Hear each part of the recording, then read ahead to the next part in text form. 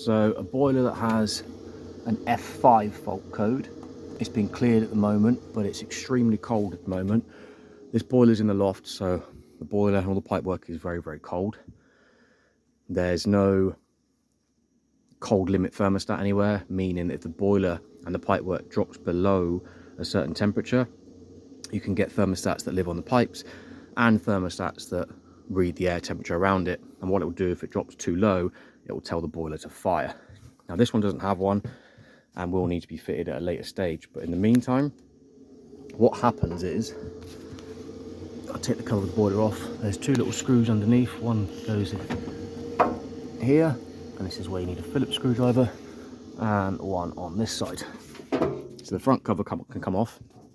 Make sure the boiler is off, not just here. This switch is broken, but at the mains. Turn the power off. I wouldn't advise touching anything with the power on. And then you need to take this cover off. There's two screws here. One, two, a flathead screwdriver or a Torx bit will get that out. So we'll just take that cover off. So the screws are out, and that literally just lifts off. There's two little lugs at the top. One, two, undo the two screws, pull it out and away. The boiler does need to be off while you do this. And what happens is on top of here is a little temperature sensor. A little red button. That little red button pops out because the temperature is wrong.